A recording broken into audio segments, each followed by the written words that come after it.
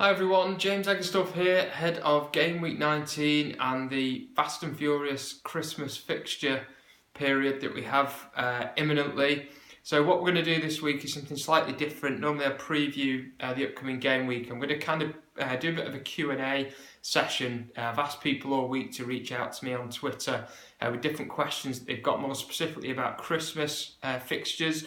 The fixtures are that tightly packed together. I'm not going to have time really to do tons of different videos. So hopefully this is going to answer all those questions you've got over the next 2 or 3 game weeks. So we'll get straight in with an update and kind of where I'm at. So there's a load of info you need to check out if you've not done already. I did a piece this week with the guys at Fantasy Football Scout. It's about an hour long, so don't sit through all of it if it's not relevant. But if you head over to their website, I'll stick a link in the bio at the bottom in the description box, so you can check it out if you've not seen it. In that I cover a bit of a crazy move I did last week, which was a minus 12-point hit to get rid of Harry Kane. I'll explain all about that in that Fantasy Football Scout piece. I got 74 points last week, which is pretty good. So I'm back up to, I think I'm inside the top 150 now. So that's back in the direction that I was hoping to get to. So I won't dwell on that too much on this video. Just for those who've already seen the other stuff, if you've not seen it, go and check it out, and that'll explain. So I'll get straight into some of the questions that I've had. Sahil Rampasad reached out to me. He's got some problems with his team. Morata is banned, Fabinho is injured, Kolasinac has been rotated. So he wanted to know, where should he focus? Where should he start with that lot? He's got quite a few problems to fix. Simple answer for me is, when you've got a number of different challenges, start first on the most expensive problems. So I'll give you an example. This week, if you have Morata and you're not sure what to do with him, you've got some other issues. If it was me, I'd just switch him out for somebody else. If you could afford Lukaku, great.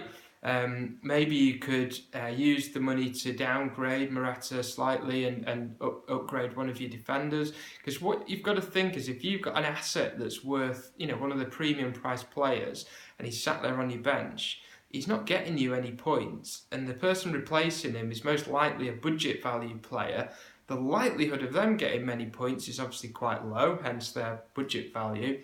So for that week, if you switch somebody out and the person that comes in gets a really good score, the following game week, if you choose, in this example, to bring Morata back in, you're already further on with the points that you would have otherwise had because of the person that you subbed in for Morata than you otherwise would have been had you held him.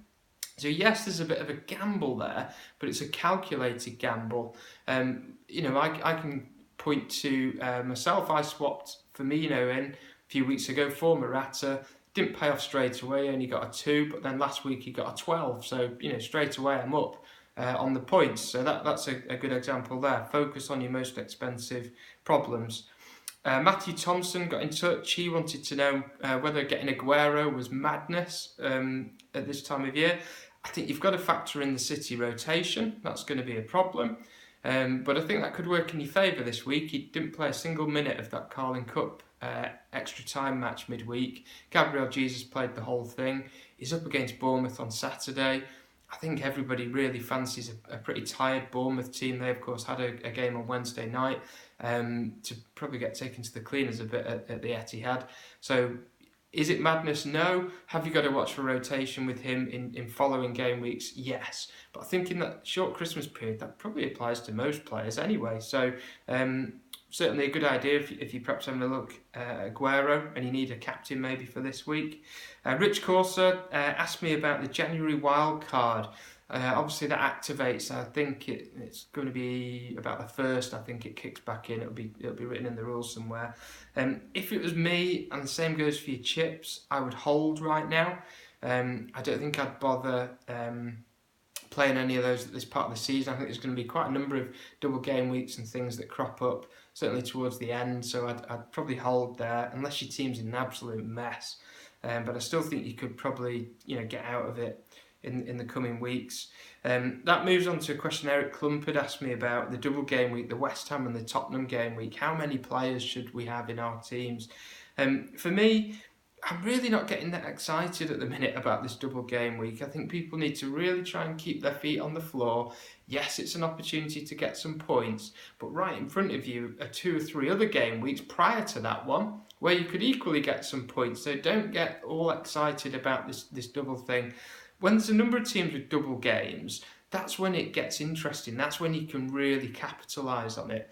But when in this example there's only one double game week match, well, if Tottenham score, that takes points off West Ham's defence. If West Ham score, it does, and it works both ways. So you can't really capitalise to hugely bring that score up.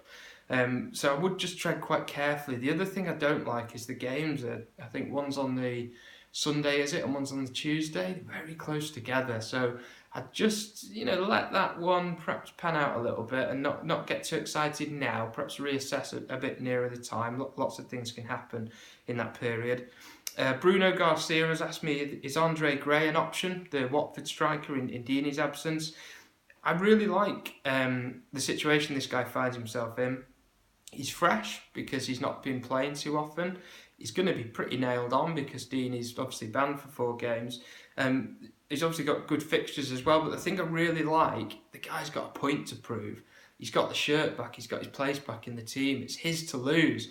So if he plays really well, Deeney's not going to get back in, so he's got some extra motivation. So at 6.3, I think if you've got that slot in your team available and you need a striker this weekend, that could be a good option for you there, Bruno. So have a look at that one. Frode Grothheim, I'm sorry, Frodo, if I pronounced that incorrectly. He was asking me about Jones or should he go for Jones or Smalling at Man United? And I think for that one, it's a tricky one. There's some rotation there. Jones gets, he's got an injury problem. I think I've gone for De Gea as a bit more of a safer Man United option. So, they've got quite a number of centre-half. Rojo back from injury. Just be a bit careful there.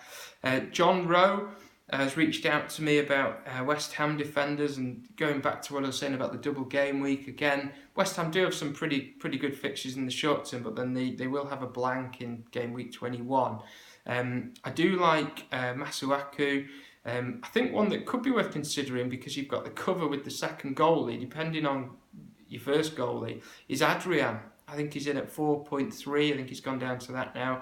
Back in the team, you can sit him quite happily on your bench in game week 21, and then he's got the 2 games in game week 22. He gets the save points, so if West Ham concede, it's not as huge a challenge as if you had a defender from West Ham, for example. I'd probably look at that one, John, if I was you. Quickly, from Lloyd Dyson, he was asking me about Huddersfield attackers. Mooney and Depotra, I think they'll share minutes. I think the guy you need to perhaps have a look at is this chap Colin Quainer. I've had my eye on him since the summer just because he was the cheapest player on the striking options. Never heard of him before, but it looks like he's getting a run in the team. I think they've got a couple of injuries, so he could be one that opens up some doors for you, sort of 4.5 price. Finally, just a couple of things from me. Captains, I think some really good options over game week 19. I think you've got City or Salah. I think he's a good option away at Arsenal. There's always lots of goals in that one. Game week 20, I like the look of Liverpool playing Swansea, Kane or Spurs playing Southampton. Game week 21, again, Liverpool, a nice home game against Leicester, so Salah, if it looks like he's going to play. Likewise, Chelsea are playing Stoke, so you've got Morata if he's back, Hazard if he looks like he's going to play. You've got to think about rotation, so keep an eye on how many minutes have they played subsequently.